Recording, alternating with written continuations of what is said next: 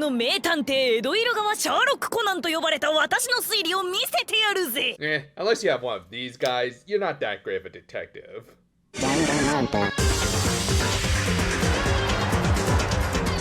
We opened this week with Haru having already been PK'd. Damn, I didn't realize the second season of GGO had already started. But yeah, this is just a cold opener as we entered into the main episode, which turned out to be the live-on VTubers all participating in a collab stream. They were playing Desert Werewolf, which was a multiplayer survival game where they would try to complete tasks in order to escape from a desert. However, there was a twist in that there were players that would interfere with their tasks and even kill them off one by one. In fact, you could say they were traitors among them. Yeah, so obviously, this whole episode was a parody of that Inner Sloth game that, unlike previous real games in the show, I guess they just didn't shell out the cash for the permission to use it in this episode. Well, either that or maybe they just didn't want to have to deal with certain memes that do come with that game. I don't blame them. As such, and as you could probably tell by the thumbnail, I think we'll just use a different motif.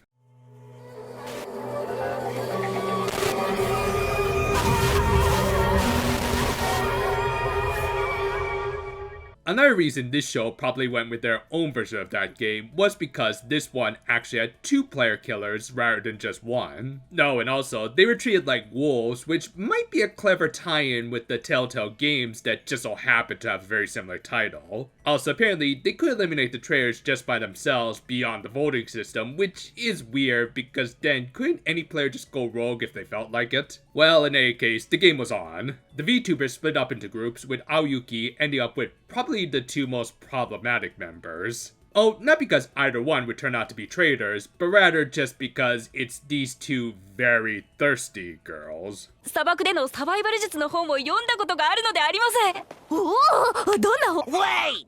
Don't tell me! And of course, Kairi wanted some milk, which, yeah, I'm pretty sure most games don't have lactation or urination buttons, except for maybe Pulsal. Anyway, this is also when Haru's dead avatar was found. As a result, they decided to mix up the teams a little more to weed out the traitors. One team ended up being led by Erai, who had to deal with some of the wild animal enemies in the game. And after the Aoni playthrough, I guess she started to open up a little more about what her favorite Sega franchise was. それに大切な仲間が襲われそうになれば園長は戦うので。 However, she ended up getting poisoned by a scorpion that left her temporarily paralyzed. Thus, they had to split up to get an antidote for her, which would have left them open to being executed by the traitors, especially if it was at least one of them. And sure enough,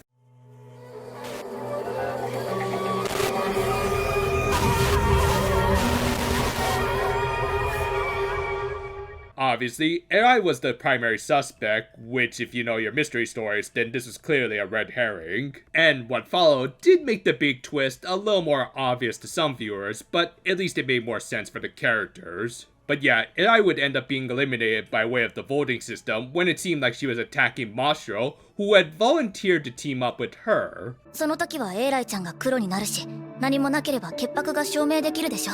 That makes sense to me. And again, I guess another feature of this game that was different from the real thing was that it didn't clarify whether or not they got the right player. Also, little side note, but good on the translators for saying suspicious and not that other word. 先輩。 The game continued, and not surprisingly, a couple more players checked out. As a result, they were down to 4, or rather 5 players. Yeah, even though she was clearly in the initial lineup, Chami managed to keep a very low profile throughout the game. The anime itself actually rather cleverly obscured her from the viewer's perspective for most of it as well. This is due to her natural ability of blending into the background the same way Momoko from Saki could hide her distinct figure. The only one who managed to notice her was Hikari through her friendly, childlike innocence, which is a nice little character detail, showing that she does care about her co-worker. That said, the rest of the VTubers start to put together that if she was around from the start, and had such a great stealth ability, then she would make a rather ideal traitor.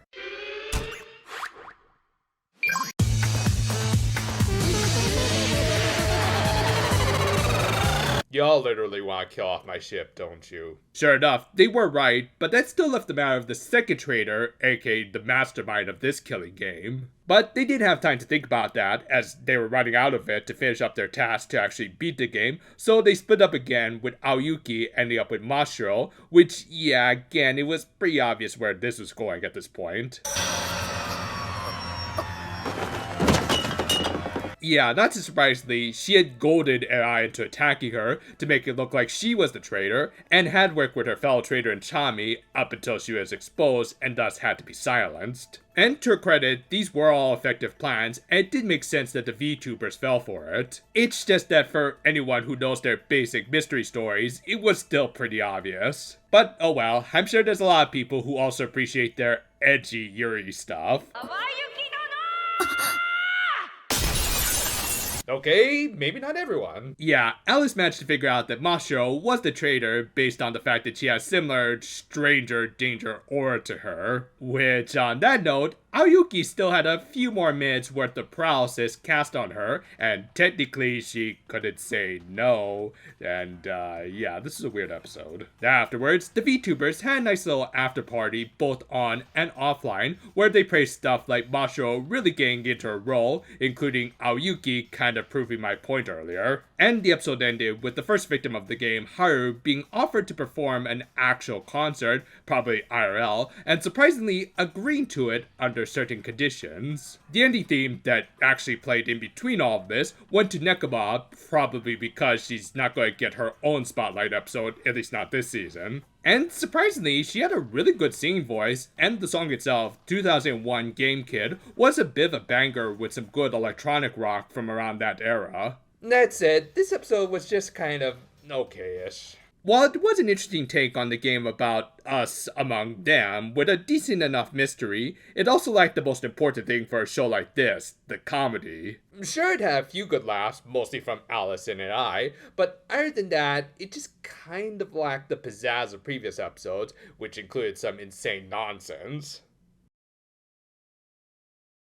As we've mentioned throughout these reviews, one of the greatest strengths of this show has been the personalities of the characters, as it should be for a show all about frickin' VTubers. Thus, an episode like this does become a bit of an antithesis to that when the characters have to be taken out for much of it. Now, of course, they're not actually being killed off, 'Cause it's a game! but at times, they do play it a bit too straight for a show like this, when it really should be more of a parody, which it is at times, but not quite enough to play it up for the laughs like it usually does. Granted, I also won't say it's bad, as it also does place the VTubers in an interesting new setting, and puts them in roles that they usually wouldn't be in, like in Mashiro's case. And even if it was a bit of a basic murder mystery, it was a decent one that could be followed along with. Again, it just could have used a few more laughs from characters like Alice, Eri, or Sei, and less of the characters taking things a little too seriously. Thus overall, this wasn't a bad episode, but still probably one of the weakest of the series in terms of just pure entertainment value. Be it a traitor or an imposter, there was just something unfortunately holding back this episode from being as good as it could have been.